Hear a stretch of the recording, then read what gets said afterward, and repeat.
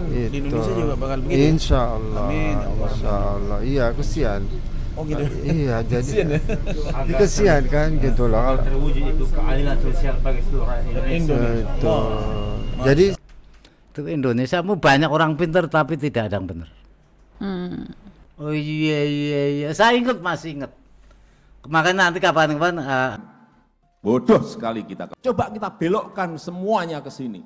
Kalau ini tidak dilakukan, sekali lagi, bodoh banget kita ini. Jangan tepuk tangan, bodoh banget kita ini. Jangan tepuk tangan. Nanti mau saya umumkan kok, saya kalau udah jengkel ini. Karena sekarang ternyata gampang banget, detail. Harian sekarang bisa saya pantau betul. ya DPR RI duit penting, recokin harus, rupiah indah. Digonglonde saya bilang itu. Makanya DPR punya simpenan semua. Jangan jadi DPR. Iya, Terus sama jadi jangan pengusaha. Jadi apa lagi? Pokoknya jadi pengusaha paling tidak umpama anak buah 100 ngentasi kemiskinan. Oke. Pak D ini kan urusannya kecewa sama negara ini, berusaha mencari keadilan. Sudah hampir 24 tahun. Ke MK sudah, ke DPR sudah. Oh, itu mah Sudah nasi bolak-balik. sayur. Kamisan setiap Kamis Iya. juga sudah. Bahkan ketika pandemi Kamisan online juga Iya, jalan terus gitu. Terus apa lagi Pak D? Saya sebelum saya mati berkalang tanah tetap akan cari keadilan. Dia sempat ngomong, jadi aktivis kamu tahu resikonya apa ya? Dia suka manggil ayah, suka panggil bapak, dah mesti. Kecil dikebukin, 2 di penjara, 3 mati. Tapi kalau selamat, nah komisaris minimal. Oke. Kayak Fazlur Rahman saya kerap. Kan dulu jadi komisaris dulu, sekarang dipakai Jokowi kan gitu.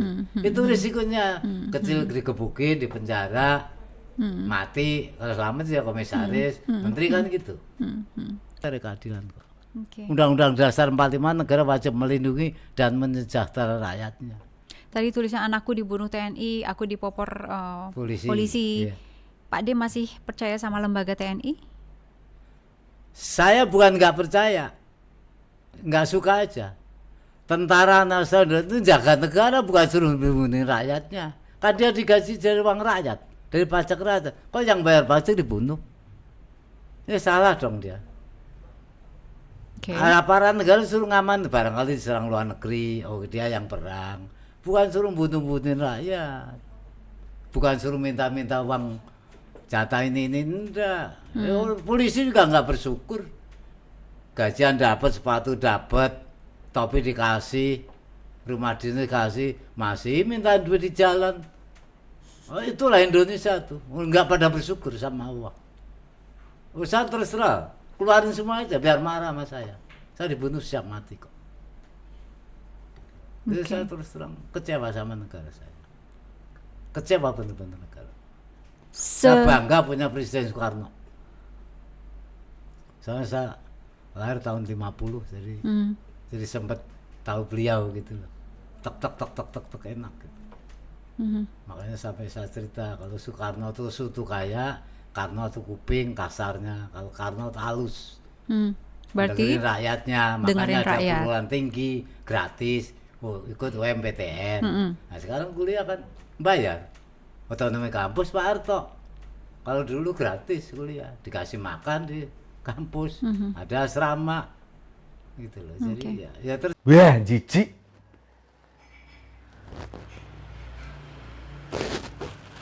Kalau rapat masalah ganti korden walaupun subuh nggak mati mic-nya.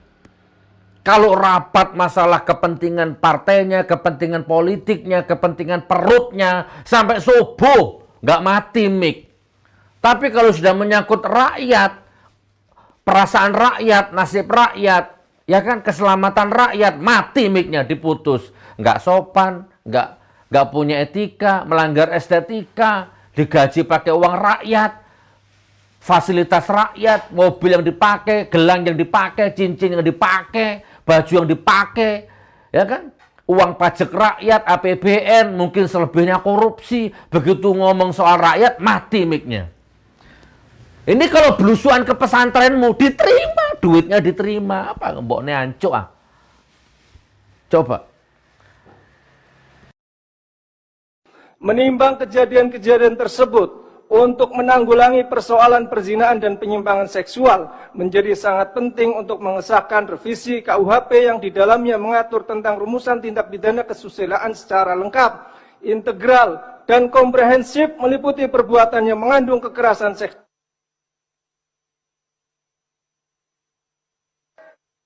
Yang terhormat para anggota Dewan, hadirin yang kami muliakan, dengan demikian selesailah acara rapat paripurna Dewan hari ini. Ini masih Selaku pimpinan 2 rapat, menit, pimpinan. kami menyampaikan ucapan terima kasih Terakhir, kepada penutup, yang pimpinan. terhormat, para Maaf. anggota Dewan dan hadirin sekalian, atas Penutup, ketekunan pimpinan. dan kesabarannya dalam mengikuti rapat paripurna DPR RI hari ini. Dengan seizin sidang Dewan, maka perkenankan kami menutup rapat paripurna dengan ucapan Alhamdulillahirrabbilalamin. Wassalamualaikum warahmatullahi wabarakatuh. Om Santi, Santi Om, Namo Buddhaya, salam kebajikan. Insiden terputusnya interupsi anggota DPR karena mikrofon mati kembali terulang. Oke. Berarti aksi Kamisan itu, Pak D, masih perlu untuk dilakukan terus atau sudah aja? Karena kan sepertinya nggak ada respon apa-apa nih. Ya kita kan usaha. Kita diwajibkan usaha sama Allah. Okay. Kalau kita umpama sakit tidak ke dokter mati, Allah murka. Kenapa kamu ndak usaha? Oke. Itu harus usaha itu wajib. Masalah negara ndak peduli ya monggo aja. Yang penting kita berusaha. Mudah-mudahan suatu saat diingatkan sama Allah Subhanahu Wa Taala, presiden hatinya terbuka. Oh ya ini orang cari keadilan. Wiranto tak tanggepnya nanti kurung gitu aja. Setiap sudah. Kamis ada nggak respon dari pihak pemerintah atau pihak berwajib? Kamisan itu kan berarti kan ada respon nggak? Atau Sementara enggak. Nggak ada? Enggak. Sama Jadi sekali? kalau Jokowi itu keluar balik ke Bogor, bahkan dipagerin Brimob rapet gitu. Jangan sampai lihat orang Oh, Kamisan. jangan sampai kelihatan. Iya, tapi ya Padahal kita tiap enjoy. Kamis kan ada. Iya, tapi kita enjoy aja. Kita tetap akan berusaha, tetap harus cari keadilan. Nggak mungkin presiden nggak tahu kan, Pak, dia orang di depan istana Ya kok. iya, cuma yang cari masalahnya kan memang biar pura-pura enggak tahu. Makanya saya sering bilang, kalau mama cucunya Joko Widodo tak congkele matane boleh, saya udah enggak nuntut lagi. Cucunya Wiranto juga boleh, saya nggak akan nuntut lagi. Nggak tak bunuh, tak congkel aja matanya sebelah. Sumpah demi Allah, saya tega.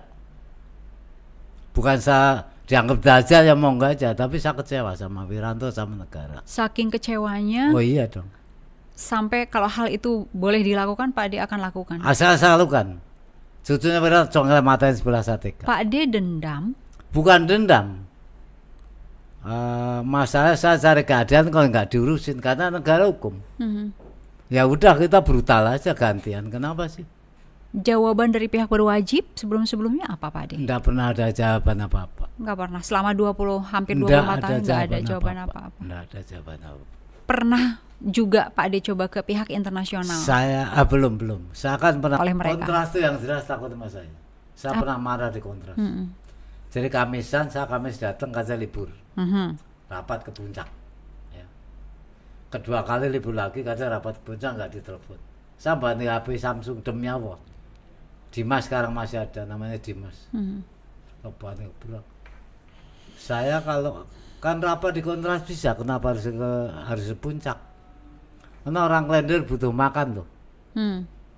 Dikasih duit 2 juta biar pada dagang kue sebulan bayar 50.000 atau 100.000. Oh dikit-dikit rapat ke puncak paling tidak habis 30 juta 40 juta. Jawabannya apa? Rapat ke puncak itu apa? Nggak berani jawab. Oke. Iya itu penjelasan yang disampaikan oleh pihak-pihak berwajib gitu ke keluarga apa Pak D? PHP atau Tidak harapan-harapan pernah pihak atau pemerintah tuh nyamperin kita gini-gini tidak. Bahkan waktu Bu Arif ikut ke masuk terus saya nggak ikut ke istana tuh bahkan Muldoko kan Bu Arif ngomong gini. Nah, terus Muldoko nyautin kata beliau. Presiden tidak usah diancem-ancem. Saya orangnya gampang marah, kalau udah marah udah. Jadi emang saya orangnya kaku selama anak saya dibunuh. Jadi umpama saya ngatain si A diancuk kan itu belum marah. Saya kalau marah diem. Ditanya nggak mau saya. Saya orangnya keras. Selama anak saya dibunuh. Oke. Gitu saudaraku ya. Oke. Nah ini.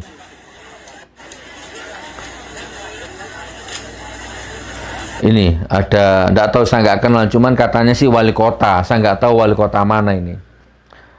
Karena dia pakai masker jadi nggak kelihatan wajahnya. Wali kota mungut-mungut sampah, pencitraan. Mungut sampah itu pekerjaannya. Apa sih nggak seragam kuning itu? PU atau apa? Itu bukan kerjaan wali kota mungut-mungut sampah.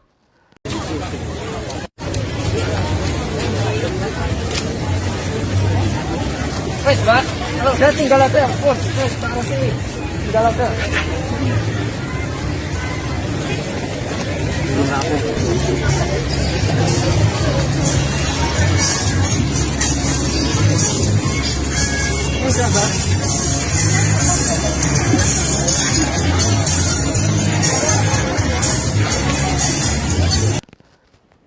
Udah gitu dicuekin. Mungut sampah di alun-alun apa di mana. Orang cuek. Mungkin karepnya orang gegap gempitan minta selfie, minta foto mungkin ya. Ternyata dicuekin, sudah mungut sampah dicuekin. Terus ya teman-teman ya. Ini saya hanya membangkitkan girohmu untuk menjadi orang yang merdeka. Miskin nggak apa-apa tapi merdeka gitu loh.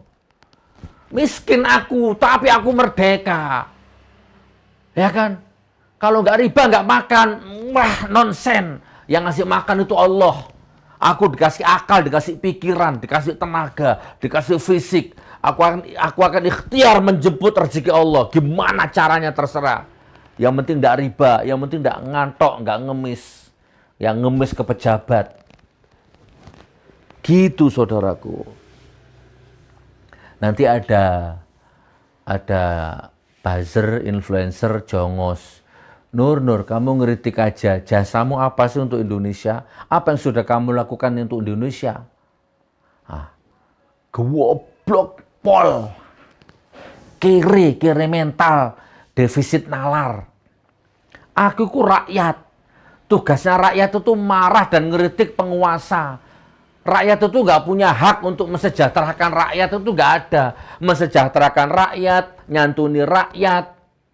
Itu bukan tugasku. Jadi Anda nggak usah tanya prestasiku. Apa yang kamu Gus? Nur, yang untuk kamu Indonesia itu apa? Itu bukan tugasku. Itu poin pertama. Itu tugasnya pejabat, dibayar kok. Tugasku ngeritik. Marah, ngamuk. Bukan mencari solusi. Gus, jangan marah tok Nur. Jangan ngeritik tok, kasih solusi. Bukan tugasku ngasih solusi. Tugasnya orang yang dibayar itu loh. Tugasku ya ngamuk, marah. Memang itu tugasku. Ditonton videonya. Ini apa ya maksudnya?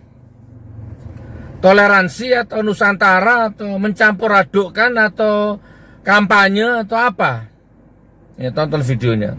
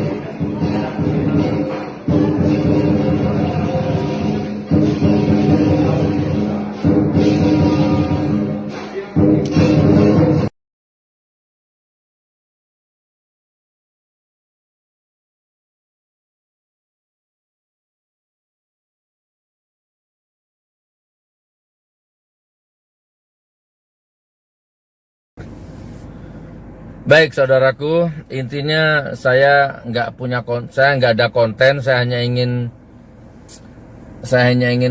pesan kepada rakyat, terutama kepada orang yang merasa punya jamaah, punya pondok, punya santri, gus, yai, ustadz gitu.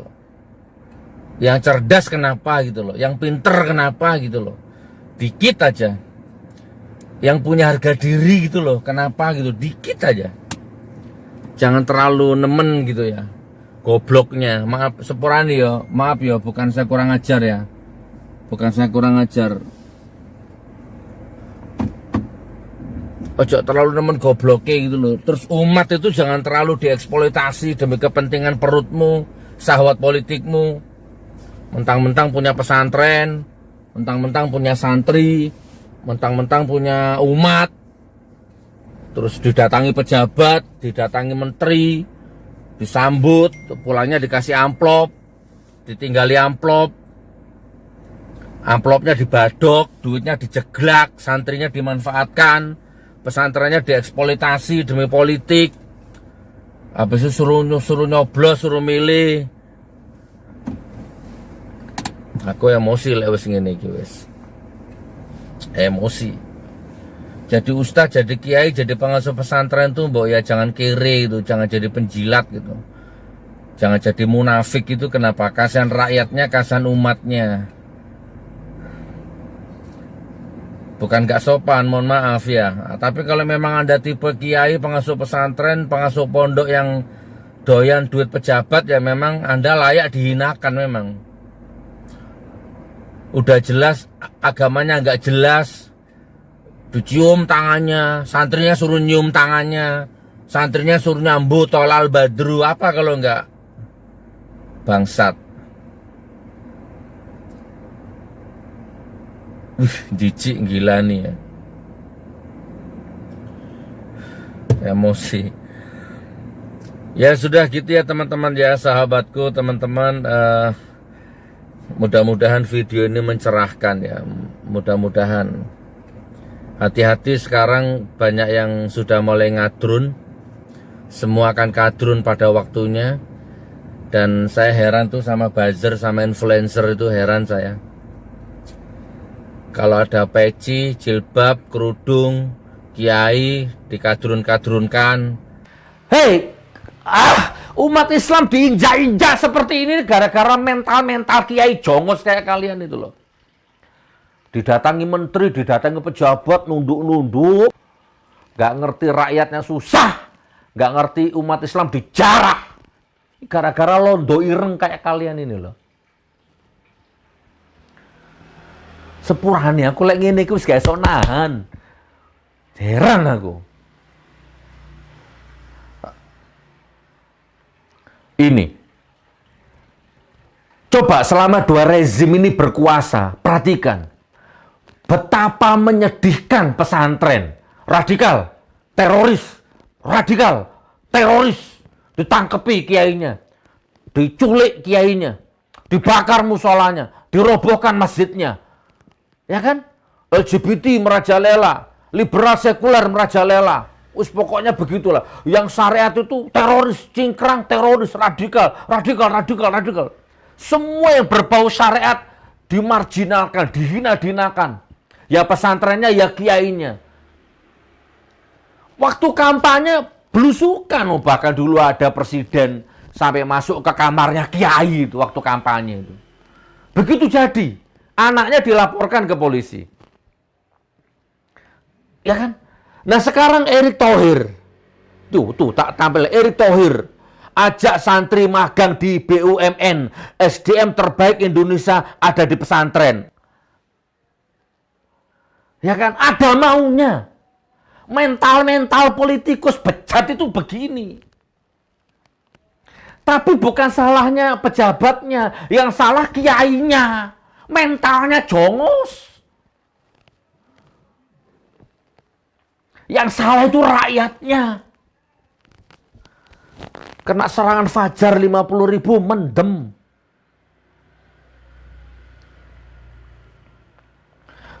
BNPT endus 198 pesantren terafiliasi kelompok teroris. CNN, Indonesia Badan Nasional Penanggulangan Teroris mencatat 198 pesantren terafiliasi teroris, bla bla bla bla, teroris dulu. Nah, sekarang karena mau nyalon, karena mau menjabat, SDM terbaik itu kaum santri dari pesantren. Oh iya, saya ingat, masih ingat. Makanya Gus, Yai, Ustadz gitu. Yang cerdas kenapa gitu loh, yang pinter kenapa gitu loh. Dikit aja. Yang punya harga diri gitu loh, kenapa gitu, dikit aja. Jangan terlalu nemen gitu ya. Gobloknya, maaf sepurane ya, maaf ya, bukan saya kurang ajar ya. Bukan saya kurang ajar.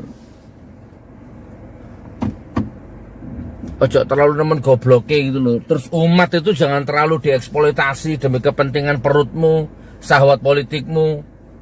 Mentang-mentang punya pesantren, mentang-mentang punya santri, mentang-mentang punya umat, terus didatangi pejabat, didatangi menteri, disambut, pulangnya dikasih amplop, ditinggali amplop, amplopnya dibadok, duitnya dijeglak, santrinya dimanfaatkan, pesantrennya dieksploitasi demi politik, habis itu suruh nyoblos, suruh milih. Aku emosi lewat ngene iki wis. Emosi. Jadi ustaz, jadi kiai, jadi pengasuh pesantren tuh mbok ya jangan kere itu, jangan jadi penjilat gitu. Jangan jadi munafik itu, kenapa? Kasihan rakyatnya, kasihan umatnya. Bukan gak sopan, mohon maaf ya. Tapi kalau memang Anda tipe kiai, pengasuh pesantren, pengasuh pondok yang doyan duit pejabat, ya memang Anda layak dihinakan memang. Udah jelas agamanya nggak jelas, dicium tangannya, santrinya suruh nyium tangannya, santrinya suruh nyambu tolal badru, apa kalau nggak bangsat. Jijik gila nih ya. Emosi. Ya sudah gitu ya teman-teman ya, sahabatku, teman-teman. Mudah-mudahan video ini mencerahkan ya, mudah-mudahan. Hati-hati sekarang banyak yang sudah mulai ngadrun, semua akan kadrun pada waktunya. Dan saya heran tuh sama buzzer, sama influencer itu heran saya. Kalau ada peci, jilbab, kerudung, kiai dikadrun-kadrunkan tuh. dibunuh adik saya, masa dendam banget sih. Waktu itu baru kapten pangkatnya. Ya habis orang kalau lapar saya nganterin duit kok. Pak D sekalian singlet sama celana dalam, Pak D kotor, tak beliin singlet, anterin celana dalam. Anaknya ditelepon jam 1 suruh pulang, anak saya jam 3 mati. Gimana gak jengkel ya Pak situ? Bukan masalah duitnya, caranya ndak pas. Pak Ade ini kan sepanjang saya ngobrol dengan Pak Ade ini lumayan keras, nuduh banyak orang. Di situ beberapa nama Pak Ade sebut juga. Pernah ada akan segera dapat keadilan? Belum. Selama 24 berjuang ini? Iya, belum. Soalnya begini, presiden yang paling sekarang Joko Widodo. Joko Widodo itu presiden cari selamat. Lah kalau saya AC Widodo cari keadilan. Makanya Wiranto jadi Polhukam, jadi Watinpres, biar selamat dia. Tapi saya tetap percaya Allah itu tidak tidur. Semoga nanti Wiranto dilaknat. Kalau sampai tidak bisa dipenjara di Indonesia, di negara, di dunia ini, semoga nanti Wiranto dilaknat sama Allah. Kenapa nama itu terus yang keluar? Bukan begitu, ada perintah naksa mati. Umpama saya bunuh situ, yang nyuruh pacaran situ, kan pacar tangkap di penjara juga. Secara hukum ada perintah naksa mati kok. Yakin Pak Ade ada perintah dari Panglima? Habibie almarhum bicara, saya perintahkan Menhan ambil tindakan tegas, anak saya mati. Ada perintah saya mati. Tetap Wiranto ya saya tuntut sampai kapanpun sebelum saya mati berkalang tanah. Walaupun keluarnya peluru bukan dari tangan beliau. Kan tanpa diperintah tidak menembak.